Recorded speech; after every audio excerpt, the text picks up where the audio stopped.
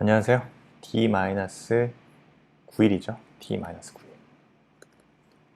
이제는 뭐 급하죠. 급할 때일수록 돌아가라. 이 명언을 좀 다시 새겨봐야 될 때 아닌가. 급할 때일수록 돌아가라. 급할 때일수록 기본에 충실하고. 어차피 불이 타 나오는 문제도 있겠지만 반드시 써야 될 문제를 정확하게 쓰면 합격하는 거죠. 100점 맞는 시험 아니잖아요. 60점 넘으면 되는 시험이고 여러분들이 꽈락만 안 맞으면 될 정도. 목차만 써도 꽈락은 안 나올 겁니다. 키워드만 써도. 그러니까 마음을 좀 편하게 가지시고요. 쇼터데이에서 역시 무작위로 기출문제랑 출제, 테마 문제를 섞어서 보도록 하겠습니다. 행정사 실무법이고요. 자, 11번이요. 자, 행정사 갑은요. 행정사와 그 사무직원은 업무에 관하여 법률이 정한 보수 외에 어떠한 명목으로도 위임인으로부터 금전 또는 재산상 이익이나 그 반대, 급부를 받지 못한다라는 행정사법 규정에 위반하는 행위를 하였습니다. 이 이유로 관할 행정청인 A시장으로부터 1개월 업무정지 처분을 한다는 내용의 처분서를 2017년 5월 1일 송달받았습니다. 그에 따라서 갑은 1개월간 업무를 하지 못한 채 업무정지 기간이 만료되었습니다. 갑은 A시장으로부터 위 처분에 대한 행정심판 고지를 받지 못했는데요. 갑은 2017년 9월 8일 위 처분에 불복해서 행정심판위원회에 A시장의 업무정지 처분 취소를 구하는 행정심판을 제기합니다. 행정사법 시행규칙 별표 업무정지 처분 기준에는 제재처분 횟수에 따라 제재가 가중되는 것으로 규정하고 있습니다. 이때 갑이 제기한 행정심판 청구 요건을 충족하는지, 그 다음 처분사의 추가적 행정심판 청구 요건이 충족되었다고 가정했을 때 A시장은 행정심판 과정에서 처분 시 제시하지 않았던 갑이 2개의 행정사 사무소 설치 운영하였음이라는 처분 사유를 추가할 수 있는지가 문제되는 거죠. 그렇습니다. 그럼 먼저 문제 1번이요. 문제 일단 큰 목차 청구 요건의 충족 여부를 검토해야겠죠. 그 문제의 소지가 뭡니까? 사안에서 행정심판의 취소심판이 적법하기 위해서는 일단 청구 요건으로서 A시장의 PC가 살짝 이상하네요. 업무정지 처분이 행정심판의 대상에 해당하여야 하고요. 해당하여야 하고, 그 다음에 갑에게 청구인 적격이 있어야겠죠. 청구인 적격이 있어야 하죠. 인정돼야 되고, 다음 심판 청구 기간 준수해야 됩니다. 행정심판 청구 요건. 그래서 A시장 업무 정지 처분이 행정심판 대상에 해당하여야 하고요. 취소심판이 적법하기 위해서는 그렇죠? 청구 요건으로서 A시장의 업무 정지 처분이 행정심판 대상에 해당하여야 되고, 갑에게 청구인 적격이 인정돼야 되고, 심판 청구 기간이 준수돼야겠죠. 이를 충족되는지가 문제됩니다. 자, 이하에서는 다음을 이제 검토하면 되는 거예요. 취소심판, 청구 요건인 행정심판 대상, 그다음 청구인 적격, 심판 청구 기간. 그럼 사례에서 취소심판이 청구 요건에 충족하는지, 그죠? 취소심판이 청구 요건을 충족하는지에 대해서 판단하면 됩니다.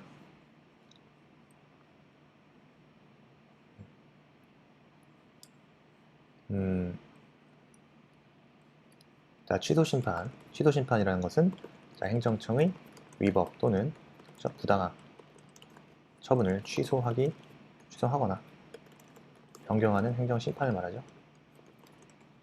심판이다. 행정심판의 대상. 우리 행정심판법은 개괄주를 채택하고 있죠. 그래서 행정청의 처분 또는 부작위에 대하여 다른 법률에 특별한 규정이 있는 경우에 이 법에 따라 행정심판 청구할 수 있다. 개괄주의 채택, 처분, 부작위 검토하면 되겠죠. 자, 일단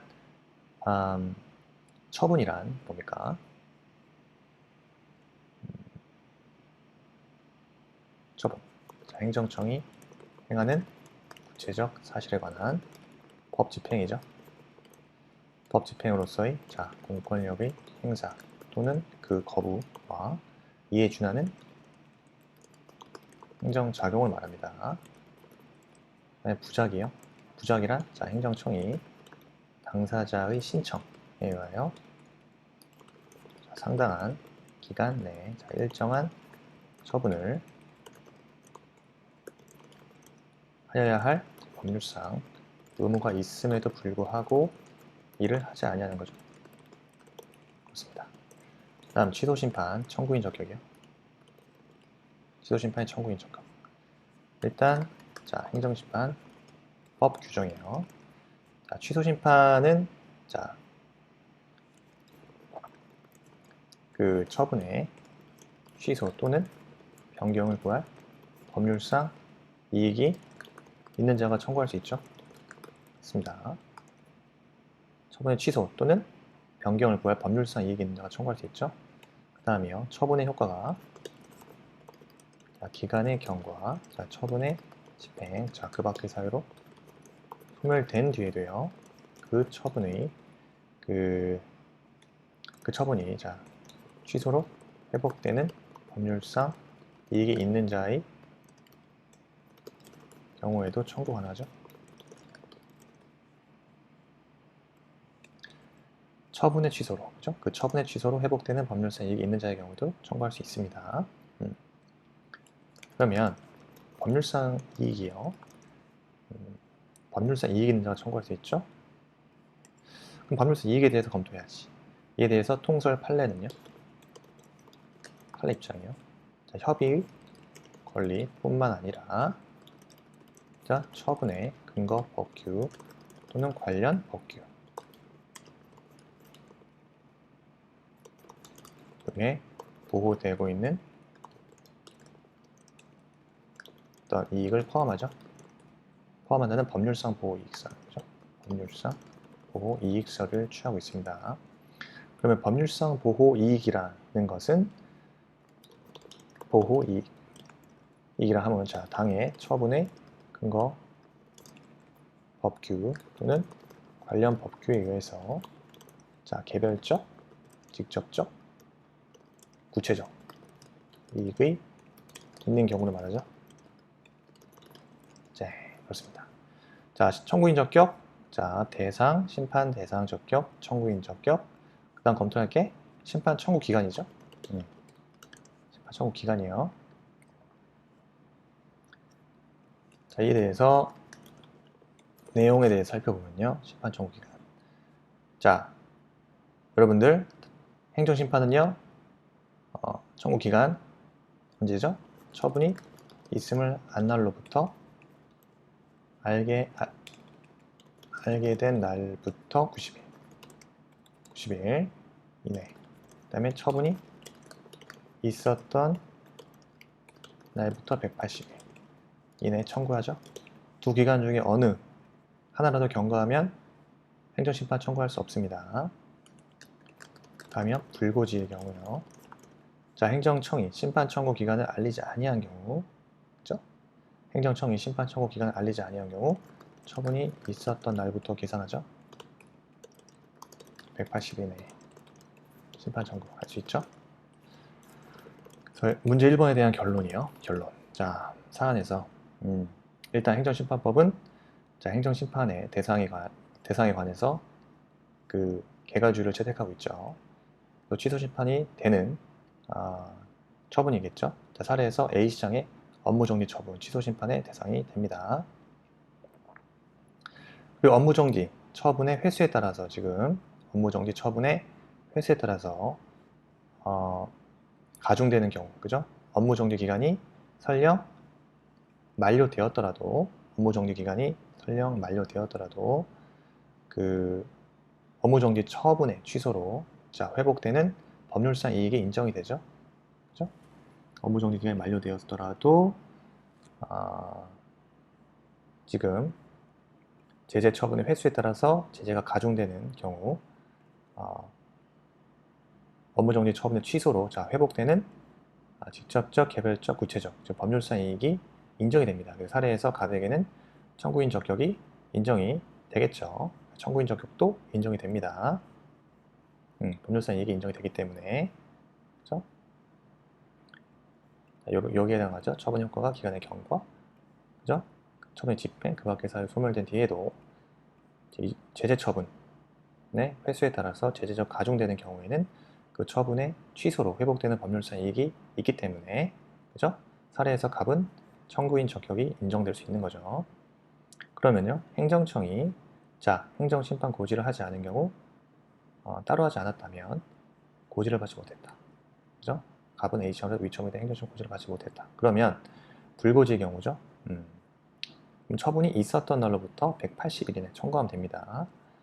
사례에서 취소 청구는요, 심판 청구 기간을 준수하였습니다. 그죠?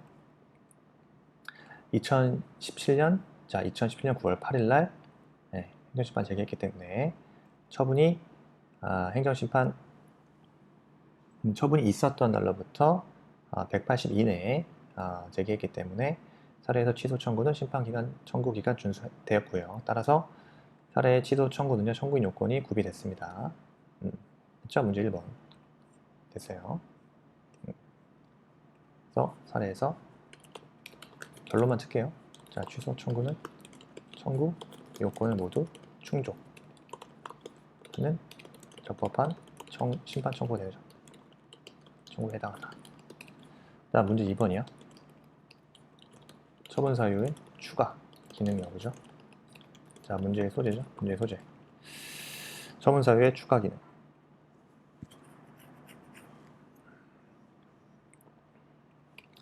추가 가능 여부요.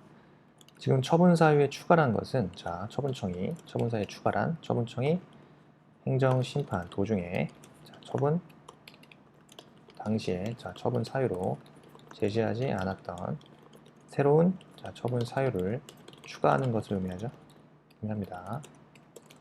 이 사례에서 처분 사유의 추가에 관해서 행정심판법에 명문 규정 없죠. 처분 사유를 추가할 수 있는지 여부가 문제 되겠습니다. 행정심판 도중에 처분 당시 그 처분 사유로 제시하지 않았던 새로운 처분 사유를 추가하는 것을 처분 사유의 추가라고 하죠. 이때 행정심판법에 명문의 규정이 없기 때문에 처분 사유를 추가할 수 있는지 여부가 문제됩니다. 문제 제기했고요. 2번 처분 사유의 추가요. 처분 사유의 추가는요, 원칙적으로 허용되지 않겠죠. 그러나 기본적 사실관계의 동일성이 인정된다. 그럼 그런 경우에 한해서 제한적 허용이요. 불고 분리의 원칙은 뭡니까? 행정심판위원회는요, 행정심판위원회는 심판 청구의 대상이 되는 처분 또는 부작위 외의 사항에 대하여는 심리 및 재결을 하지 못합니다. 행정심판 심판 청구 대상이 되는 처분 또는 부작위 외의 사항에 대해서는 심리 및 재결을 하지 못합니다. 결론 불고 분리 원칙이에요. 지금 A시장이 추가하려고 하는 처분 사유가 갑이 2개의 행정사 사무소를 설치 운영했어요. 업무정지 처분 사유죠. 업무정지 처분 사유. 이 사례에서 업무정지 처분 사유인 요거죠. 행정사 그 사무직원은 업무에 관하여 법률이 정한 보수 외에 어떠한 명목으로도 위임으로부터 금전 또는 재산상의 이익이나 반대급부를 받지 못한다. 와는 좀 별개의 업무정지 처분 사유죠. 이거와 2개 이상의 그 행정사 사무소 설치 운영하는 그 업무정지 처분 사유는 별개의 업무정지 처분 사유입니다. 별개의 업무정지 처분 사유. 그죠? 따라서 기본적 사실관계 인정됩니까? 이 동일성이 인정되지 않죠? 따라서 또한 또 행정심판위원회의 심리재결은요. 심판 청구 대상이 되는 처분 부작위 외의 사항에 대해서 심리 및 재결하지 않죠. 불고분리 원칙에 따라 제한을 받습니다. 행정심판위원회의 심의 재결은요. 불고분리 원칙. 원칙에 따른 제한. 그러면 결과적으로요, 심판 청구 대상이 보수 외의 반대급부 수수를 이유로 한 업무정지 처분에 대하여만 심리 재결을 해야 합니다. 따라서 A시장이 그 두 개의 행정사 사무소 설치 운영을 이유로 갑에게 별개의 그 업무정지 처분을 추가하는 것은, 별도로 업무정지 처분을 하는 것은 변론이죠. 그건 별도로 하고 추가로 행정심판 과정에서 처분 사유를 추가할 수는 없습니다. 그래서 결론입니다. 따라서 A시장이요. 두 개의 행정사 사무소 설치 운영을 이유로 갑에게 별도로 별개의 업무정지 처분을 하는 것은 변론이죠. 변론이고, 결과적으로 행정심판 과정에서 뭡니까? 처분 사유를 추가할 수는 없죠. 네, 됐습니다. 40점짜리 사례요. 그거 확인했고요. 행정심판 요건과 그 처분 추가 사유, 그죠? 처분 사유의 추가 가능 여부. 네. 그래서 원칙적으로 허용되지 않고요. 기본적 사실관계 동일성이 인정되는 경우에만 제한적으로 허용한다. 그 다음에 행정심판위원회의 그 불고불리 원칙에 따른 제한을 받는다. 그래서 이는 행정심판위원회는 심판 청구 대상이 되는 처분 또는 부작위 외의 사항에 대해서는 심리 재결하지 못한다. 이거요. 결론은 기본적 사실관계의 동일성도 인정되지 않고 뿐만 아니라 불고불리 원칙에 따른 제한을 받기 때문에 결과론적으로 행정심판 과정에서 처분 사유는 추가할 수 없을 거다. 없다. 추가할 수 없다. 결론 내리면 되겠습니다. 저장하고요. 다음 문제 보겠습니다. 봤던 문제네요. 그죠? 행정사. 자격 취소와 업무 정지. 자격 취소와 업무 정지. 그죠? 일단 뭐 자격 취소 사유. 행정사. 그러면 자격 취소 업무 정지에서 서술하죠. 행정사에 대해서 쓰면 2점을 준다 이겁니다. 2점. 가점으로. 행정사는 행정 업무의 원활한 운영과 국민의 권리 구제를 목적으로 행정과 관련한 국민의 편익을 도모하는 자를 말하죠. 자격 취소요. 내용. 일단 자격 취소. 행안부 장관은 내용이요. 행정사가 자격의 취소사에 해당하는 경우 자격 취소해야 되죠. 이때 행정사 자격을 취소할 때는요. 청문을 하여야 합니다. 청문을. 사유 4점. 첫째, 거짓이나 그 밖에 부정한 방법으로 행정사 자격을 취득한 경우. 거짓이나 부정한 방법으로 행정사 자격을 취득한 경우. 신고 확인증을 양도하거나 대여한 경우. 다음 업무정지 처분을 받고 업무정지 기간 내에 행정사 업무를 한 경우. 다음 이 법에 위반하여 징역형이 확정된 경우입니다. 업무정지요. 업무정지는요. 내용. 행정사는요. 그 사무소, 그죠? 소재지를 관할하는 시장 등이죠. 그러니까 특별자치도지사, 시장, 군수, 자치구 구청장 등, 그러니까 시장 등은요. 행정사가 업무의 정지 사유에 해당하는 경우 6개월 범위 내에서 6개월 그 기간을 정하여 업무 정지 명할 수 있죠. 사유요. 2개 이상 사무실 설치했다. 방금 봤던 사례 중에 하나죠. 2개 이상 사무실 설치. 그 다음에 위임료로부터 보수외, 금전 또는 재산상의 이익이나 그 밖에 반대급부를 받은 경우 또 업무 정지 사유죠. 그 다음에 3개월이 넘도록 휴업을 하는 때, 그죠?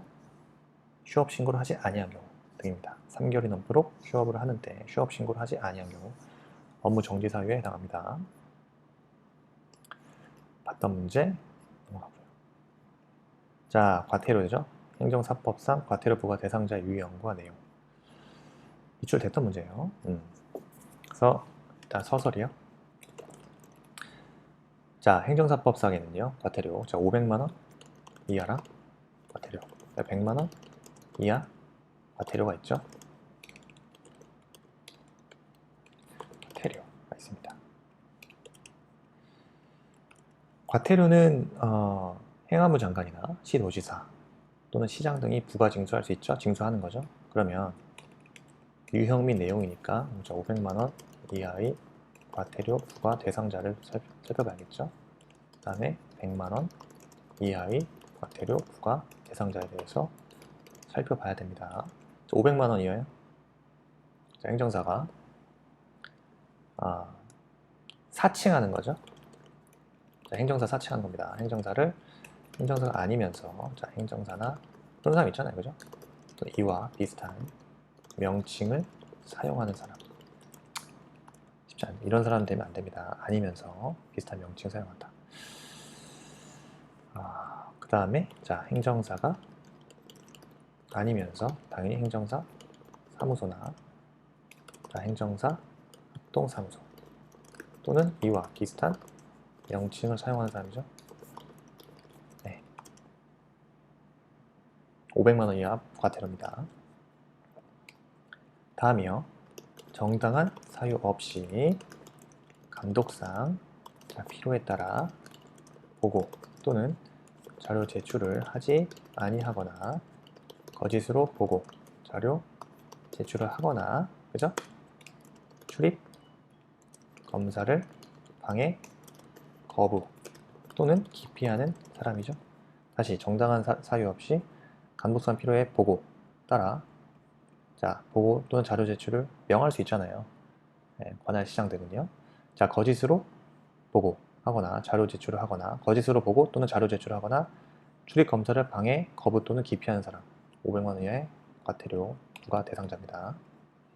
100만 원 이하의, 자, 업무 처리 부 작성 의무를 위반하여 업무 처리부를 작성하지 아니하거나 거짓으로, 자, 작성한 행정사요. 그 다음에, 자, 행정 안전부 장관, 다시 도지사 또는, 자, 시장 등이 실시하는 연수교육을 받지 아니한 행정사요. 행안부 장관, 시도지사 또는 시장 등이 실시하는 연수교육을 받지 아니한 행정사. 그 다음에요. 사무소를 이전하거나 10일 이내에, 자, 사무소 이전 신고를 하지 아니한 행정사요. 이때 100만 원 이하 과태료 부과 대상입니다. 다시 업무 처리부 작성 의무를 위반해서 업무 처리부를 작성하지 아니하거나 거짓으로 작성한 행정사. 행정안전부 장관, 시도지사 또는 시장 등이 실시하는 연수교육을 받지 아니한 행정사. 사무소를 이전하거나 10일 이내 사무소 이전 신고하지 아니한 행정사. 그죠? 100만 원 이하입니다. 저장해 놓고요. 받는 문제. 비송사건 절차 종료 사유요. 네. 종국재판, 신청인 취하, 당사자 사망 있죠. 자, 비송사건이 뭡니까? 사건 관계의 형성 변경 소멸, 그죠? 형성 변경 소멸에 관해서 법원이 후견종 입장에서 관여하는 사건을 말하죠. 종류 사유예요. 종국재판, 신청인 취하, 당사자 사망이 있는데요. 자, 당연히 법원의 종국재판에 의해서 비송사건 종료되겠죠. 그죠? 자, 종국재판이 고지되어요. 이때 그 재판이 즉시항고가 허용되는 사건일 경우 그 재판이 확정에 의하여 절차가 종료되고요. 즉시항고가 허용되지 않는 사건의 경우에는요, 그 재판의 고지와 동시에 절차가 종료됩니다. 그렇습니다. 신청 취하요.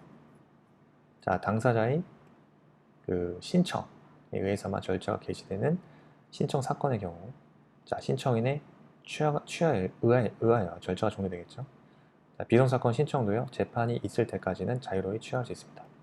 자, 비송사건 신청도요, 자, 재판 있기 전까지고요, 재판 있을 때까지 자유로이 취하할 수 있어요. 그 신청의 취하가 허용되기 위해서는 그 신청인의 의무에 속하거나, 자, 법원이 직권으로 개시할 수 있는 경우가 아니어야 합니다. 신청의 취하가 허용되기 위해서는. 그리고요, 당사자의 사망이요. 당사자 사망으로 비송사건 절차 종료되는 경우도 있죠. 이제 신청 사건의 신청인이 사망한 경우 그 당사자가 해당 재판에서 추구하는 권리가 상속의 대상이면 상속인이 절차를 승계하거나 승계할 수 있지만, 그죠? 그 권리가 상속의 대상이 아니다. 그럼 비송사건 절차 당연히 종료하게 됩니다. 종료됩니다. 네. 이 정도 되고, 이것도 봤던 사례입니다. 이것도 기출 문제죠? 아, 기출 아니구나. 이거는 예상 문제, 출제 예상 문제. 구제수단. 자, 갑은 A 행정청이 시행한 국가공무원 시험 1차 객관식, 뭐 행정사 1차 합격했나 봅니다. 근데 불합격했네요. 아마 행정법에서 불합격하지 않았나. 네. 행정법이 좀 많이 어렵죠? 말도 안, 행정법은 좀 불이타가 많으니까. 이 시험은 1차 객관식 시험, 2차 주관식 시험, 3차 면접 시험. 행정사 시험 아니네요. 3차 면접 시험 있는 시험 뭐죠? 5급 공무원인가? 어쨌든 3차 면접 시험에 합격한 경우에 자, 최종 합격자가 됩니다. 아마 이거 5급 공채 기출 문제일 거예요.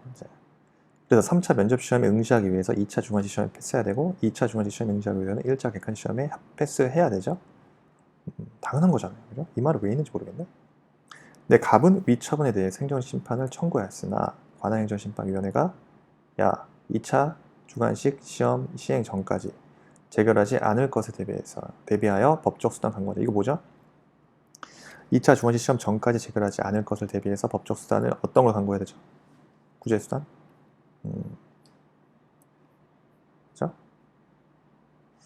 일단 문제에서 지금 갑이 행정청 1차 객관식 시험 불합격 처분에 불복하여 행정심판을 청구하는 경우 행정심판법상 임시적 권리구제 수단인 집행정지와 임시처분, 집행정지와 임시처분이 논의해야 될 겁니다. 근데 사안에서 집행정지로는 지금 갑이 재결 전이라도 2차 중간직 시험에 응시하기 위해서 집행정지로는 목적을 달성할 수 없기 때문에 이때 갑이 취할 수 있는 행정심판법상 구제수단은 임시처분입니다. 임시처분. 임시처분이 뭔데요? 임시처분이란 자, 처분 또는 부작위가 위법, 부당하다고 상당히 의심되는 경우 그때 처분 또는 부작위 때문에 당사자가 받을 우려가 있는 중대한 불이익이나 당사자가 생길 급박한 위험 막기 위하여 임시지위를 정하여야 할 필요가 있는 경우 행정심판위원회가 바라는 가구제 수단. 그렇죠? 그렇습니다.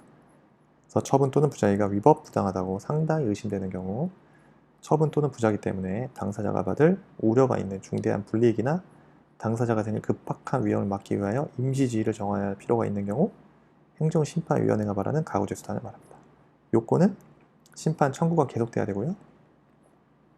그 다음에 그 행정청의 처분 또는 부작위가 위법, 부당하다고 상당히 의심되는 경우 그 다음 당사자가 중대한 불이익이나 급박한 위험이 발생할 우려 또 공공복리에 중대한 영향을 미칠 우려가 없어야 되죠. 없어야 됩니다. 그렇죠? 절차요. 자, 위원회는요, 직권 또는 당사자 신청에 의하여 임시처분 결정할 수 있죠. 그 다음에 임시처분의 신청은요, 자, 심판 청구와 동시에 심판 청구에 대한 위원회의 의결이 있기 전까지 하여야 하고요. 위원회의 심리, 결정을 기다릴 경우 중대한 불이익이나 급박한 위험이 생길 우려가 있다고 인정되는 경우 직권으로 위원장이 위원회의 심리 결정에 가름하는 임시처분에 관한 결정할 수 있죠. 이 경우 위원장은요, 지체 없이 위원회에 그 사실을 보고하고요. 자, 추인을 받아야 하고요. 자, 위원회의 추인을 받지 못한다면 위원장 임시처분에 관한 결정을 취소합니다. 취소하여야 합니다. 다음이요. 위원회는 자, 임시처분 결정 후에 임시처분이 자, 공공복리에 중대한 영향을 미치거나 자, 임시처분 사유가 없어진 경우 자, 직권으로 또는 당사자 신청에 의해서 임시처분 취소할 수 있죠. 그렇습니다. 그리고 관계, 집행정지로 목적 달성할 수 있다면 허용되지 않겠죠. 임시처분 허용되지 않습니다. 그래서 결론적으로요. 행정심판이 청구된 경우 위원회는요. 직권으로 또는 당사자 신청에 의하여 임시처분 결정할 수 있고 위원장도 잠정적으로 임시처분에 관한 결정할 수 있겠죠. 지금 사안에서 갑은 심판 청구와 동시에 심판 청구에 대한 위원회 의결이 있기 전까지 위원회에 임시처분 신청할 수 있습니다. 네. 심판 청구와 동시에 심판 청구에 대한 위원회 의결이 있기 전까지 위원회 임시처분을 신청할 수 있어요. 위원회가 갑의 임시처분 신청을 인용하는 결정을 한다면 일단 2차 중간시 시험 응시 가능합니다. 지금 일단 집행정지와 임시처분에 관한 관계 있어서 좀 개념을 좀 더 검토할 필요가 있겠죠. 그래서 일단 제가 시험 검색에서 자 임시처분과 집행정지 이런 거 한번 검색해 볼게요. 그러면은 임시처분 사에 대해서 임시처분 집행 딱히 나와 있는 게 없네. 그렇습니다. 그러면은 다시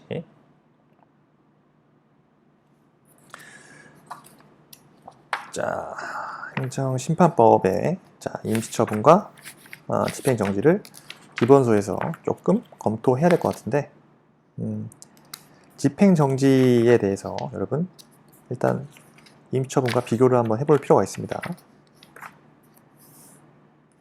자 그러면 이번 시간에는 제가 이 부분 정리해서 또 공유 노트에 올려놓도록 할게요. 일단 지금은요 임시처분과 집행정지에 대한 개념 정리를 한번 해보겠습니다. 먼저 자 집행정지요. 자 의의부터 볼게요. 집행정지. 집행정지 여러분 뭐죠? 일단 행정심판위원회에 그죠? 심판 청구가 제기되면 행정심판위원회는 심리 재결 의무를 가져요. 그래서 집행정지에 대해서 이제 그때 처분의 효과로서 행정심판 청구의 효과로서 나오는데 집행정지란 그죠? 자, 그 처분의 집행 등으로 인하여 중대한 손해가 생길 경우 그죠? 당사자의 권리, 이익을 보존하기 위하여 위원회의 처분의 효력이나 그 집행 또는 절차의 속행의 전부 또는 일부를 잠정적으로 정지하는 제도죠. 제도를 말합니다. 이게 행정심판법 그 30조에 나와요. 30조 집행정지에 대한 개념이요. 그 처분의 집행 등으로 인하여 중대한 손해가 생겼어. 그때 당사자의 권리, 이익을 보존하기 위하여 위원회 처분의 효력이나 그 집행 또는 절차의 속행 전부 또는 일부를 잠정적으로 정지하는 제도를 집행정지라고 합니다. 그리고요, 다음에 집행부정지 원칙이죠. 집행부정지 원칙. 사안에서도 집행정지를 언급 안 했던 게 바로 집행부정지 원칙이기 때문이에요. 뭐냐?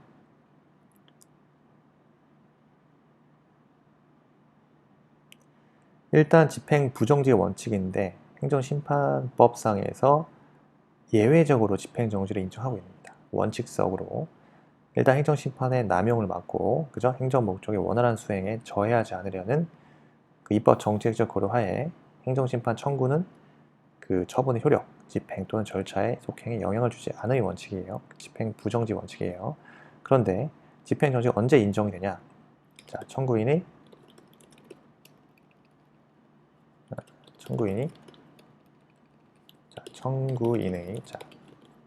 청구가 이유가 있어서 청구 인용 재결을 받는다 하더라도 이미 집행이 완료되어 중대한 손해를 입게 될 우려가 있을 수 있습니다. 그래서 집행정지가 인정이 돼야 돼요. 집행정지가 예외적으로 인정해야 돼요. 그럼 요건이 필요하죠. 집행정지 결정의 요건이요. 일단 첫째, 적극적 요건과 그 다음에 소극적 요건 나누어서 살펴보겠습니다. 기본서에 나와 있어요. 집행정지 적극적 요건과 소극적 요건으로 이때 지금 집행정지 요건이요. 적극적 요건 우선 자 집행정지 대상인 처분의 존재가 있어야겠죠. 둘째, 자 심판 청구의 계속이 있어야 되고 자 중대한 손해가 생길 우려 그 다음에 긴급히 필요의 존재 긴급성 그죠 긴급한 필요 존재요. 그 다음에 소극적 요건이요. 집행정지가 공공복리에 중대한 영향을 미칠 우려가 있다? 허용되지 않겠죠. 그래서 집행정지가 공공복리에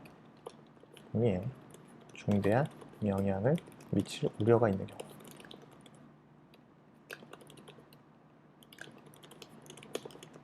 허용되지 않습니다. 공공복리에 중대한 영향이 있는지 여부. 그죠? 요거는 공공복리와 청구인의 손해를 비교 형량하여 자, 개별적 구체적으로 판단하여입니다.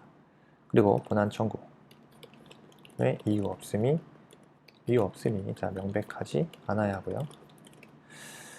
집행정지는요, 인용 가능성에 대비하여 인정되는 것이기 때문에 법률에 규정은 없지만 자, 소극적 요건으로 보는 것이 다수설과 판례 입장이에요. 인용 가능성에 대비하여 인정되는 것입니다.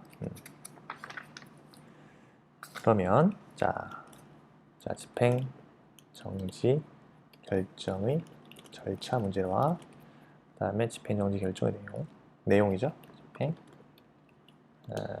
집행정지 결정의 내용, 그 다음에 집행정지 결정의 취소예요. 집행결정의 취소. 집행정지만 가지고도 단문 나오기 충분하죠. 너무 좋겠죠. 위, 원칙, 요건, 그 다음에 절차. 일단 집행정지는요, 당사자의 신청이나 그죠? 또는 자, 직권에 의해 행정심판위원회가 결정하죠. 위원회가 결정합니다. 다만 위원회의 심리 결정을 기다릴 경우 중대한 손해가 생길 우려가 있다고 인정되면 위원장은 직권으로 위원회의 심리 결정에 가름하는 결정할 수 있습니다. 이때 위원장은 지체 없이 위원회에 사실을 보고하고 추인을 받아야 하고요. 위원회의 추인을 받지 못하면 위원장은 집행정지에 관한 결정 취소하여야 합니다.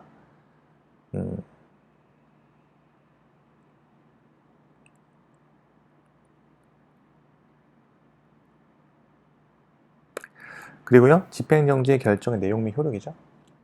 그래서 이 부분 다만 자, 위원회의 심리 결정을 가름하는 자, 중대한 손해가 생길 우려가 있다. 이때는 위원장은 자, 직권으로 위원회의 자, 심리 결정에 가름하는 결정을 내릴 수 있지만 이때도 자, 위원회의 이때도 자, 위원장은 누구한테 위원회에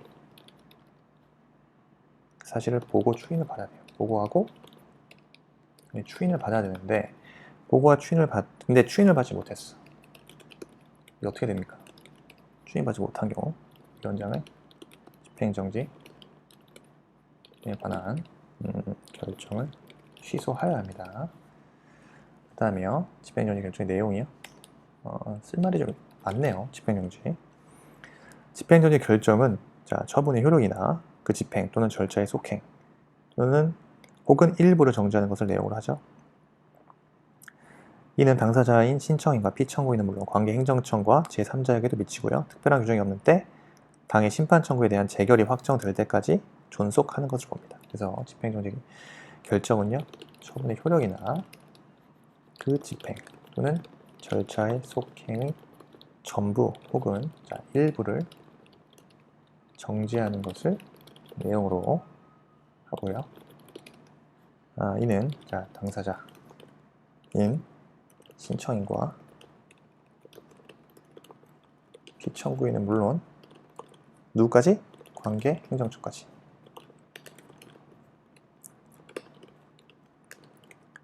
행정청과 제3자에까지 미치고요. 특별한 규정이 없는 한 이거는 당의 심판 청구에 대한 재결이 확정될 때까지 존속한다 합니다.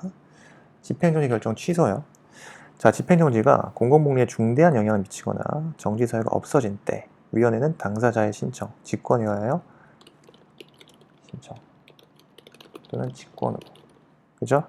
집행정지 결정 취소할 수 있죠. 이 경우에도 그 위원회의 심리 의결을 거쳐야 하고요. 행정심판위원회의 심리 의결. 위원장이 직권으로 위원회의 심리 의결에 가름하는 결정을 한 경우 역시 위원회의 추인을 받아야만 합니다.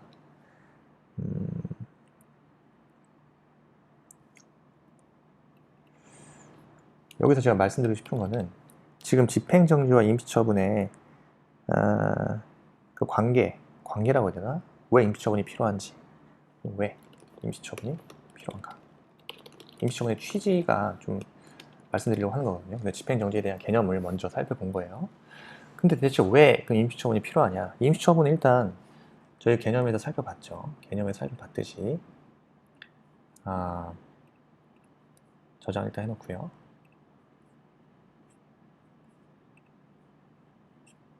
임시처분이 뭐예요? 일단 기본적으로 처분 부자기 때문에 자 임시처분의 취지요. 집행정지와 비교해야겠죠. 임시처분이란 처분 또는 부자기 때문에 당사자가 받을 우려가 있는 중대한 불이익이나 당사자에게 생길 급박한 위험을 막기 위하여 임시지위를 정해야 할 필요가 있는 경우 행정심판위원회가 말하는 가구제 수단이다. 정리했죠? 근데 그 취지요.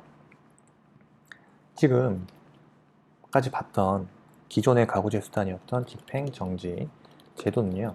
소극적 현상유지적 기능만 있을 뿐이다. 그래서 따라서 뭡니까? 이 말 써줘야 되는 거죠. 소극적 현상유지적 기능. 그래서 따라서 이 말 써줘야 된다는 거지. 자, 행정청에서 일정한 처분 의무를 지우는 행정청에게 일정한 처분 의무를 지우는 뭡니까? 기능이 없죠? 없으므로 잠정적 권리 구제 수단으로서의 한계가 있다. 그렇습니다. 한계가 있습니다. 그래서 임시처분에 도입을 된 거죠. 임시처분의 도입으로 도입은 이러한 거부처분이나 부작위에 대한 임시적 구제의 제도적 공백을 입법적으로 해소하고 이로써 청구인의 권리를 더욱 두텁게 보호하는데 그 취지가 있다는 거죠. 아까 지금 이 사례를 설명하면서 임시처분이 그러니까 집행정지 수단으로는 목적을 달성할 수 없다. 이렇게만 설명을 제가 했는데 지금 보니까 조금 더 그 부분을 구체화하는 거예요. 궁금하잖아. 아니 왜 그럼 집행정지는 왜 안 되지? 보면 여기서 나와 있죠. 집행정지 제도는 기본적으로 소극적 현상 유지적 기능만 있을 뿐입니다. 그렇죠? 그렇기 때문에 집행정지로는 2차 주관식 시험 응시해야 되는데 그 목적을 달성할 수 없다는 거예요. 집행정지는. 그래서 행정청에게 일정한 처분 의무를 지우는 기능이 없어 잠정적 권리 구제 수단으로서의 한계가 있다. 그래서 임시처분의 도입의 취지가 바로 이런 데 있는 거죠. 임시처분의 도입은 거부처분이나 부작위에 대한 임시적 구제의 임시적 구제의 제도적 공백을 입법적으로 해소하고 이로써 청구인의 권리를 더욱 두텁게 보호하는 데 그 취지가 있다는 겁니다. 그래서 임시처분이 중요해요. 이게 사례와 연계되는 거죠. 단문으로도 나올 수 있는데 이 부분을 정말 공유노트에 정리해 놓겠습니다. 공유노트에 여러분들 저장해 놓고요. 이 부분에 대해서 한 3줄이라도 써주시면 그 시험 채점관 입장에서 이 친구 정확하게 집행정지와 임시처분의 그 취지와 그 집행정지의 어떤 기능적 한계와 권리구제 수단으로서의 한계와 임시처분의 그 취지에 대해서 정확하게 이해하고 있구나라는 인상을 줄 수 있겠죠? 네. 그래서 제가 설명드린 겁니다. 여러분들 기본서에 다 나와 있는 내용이에요. 근데 사례를 쓸 때 요 한 세 문장 정도를 써주면 좋겠다. 네. 이렇게 그런 차원에서 말씀드립니다. 네. 일단 이번 세트 1세트는 여기까지 하고요. 여러분들 집행정지, 임시처분 조금 시간이 많이 소모됐는데요. 집행정지에 대해서 여러분 꼭 좀 정리하시고요. 단문으로도 나올 수 있기 때문에 정리하시고요. 그 다음에 임시처분이 도입된 그 취지와 그 집행정지에 있어서의 그 권리구제 수단으로서의 한계, 이 부분에 대해서 언급을 해주시고, 어떤 사례가 나왔을 때 집행정지에 대해 임시처분까지 같이 언급을 해주시면은 아주 훌륭한 그 조금 답안이 될 수 있다. 그 다음에 임시처분 당연히 기본적으로 아까 말씀드렸던 의의와 요건, 절차, 취소, 그죠? 집행정지와의 관계, 이런 문제는 그러면 단문으로서도 룰로 외워놓고 있어야 되죠. 암기돼야 됩니다. 그렇습니다. 그렇죠? 일단 개념만 마지막으로 집행정지란 다시 한번 개념만 임시처분과 비교할게요. 자, 임시처분. 다시 임시처분이요. 집행정지란 그 처분의 집행 등으로 인하여 중대한 손해가 생길 경우에 당사자의 권리, 이익을 보존하기 위하여 위원회의 처분 효력이나 그 집행 또는 절차에 속한 전부 일부를 잠정적 정지하는 제도죠. 그죠? 소극적 현상 유지적 기능이에요. 소극적 현상 유지적 기능. 현상 유지적 기능. 근데 반면에 임시처분은요. 자, 처분 또는 부작위가 위법, 부당하다고 상당히 의심되는 경우로서 처분 또는 부작위 때문에 당사자가 받을 우려가 있는 중대한 불이익, 그죠? 이나 당사자가 생길 급박한 위험을 막기 위하여, 그죠? 당사자에게 중대한 불이익, 당사자가 생길 급박한 위험을 막기 위해서 뭐 하는 거예요? 임시 지위를 정하여야 할 필요가 있는 경우에 행정심판위원회가 말하는 가구제 수단, 그죠? 좀 더 적극적인 성격이에요. 바라는 가구제 수단을 말한다. 자, 집행정지와 임시처분 차이예요. 개념에서 나오잖아요, 그죠? 그래서 취지에 있어서 말씀드린 대로 임시처분의 취지에 있어서 그 거부처분이나, 그죠? 거부처분이나 그 부작위에 대한 임시적 구제 제도의 공백, 집행정지로는 공백이 생긴 그러한 그 거부처분이나 부작위에 대한 임시적 구제의 제도적 공백을 입법적으로 해소하기 위해서, 즉 뭡니까? 청구인의 권리를 더욱 두텁게 보호하는데 그 취지가 있죠? 네, 그렇습니다. 네, 일단 이번 시간 여기까지 하고요. 오늘 고생하셨습니다. 감사합니다.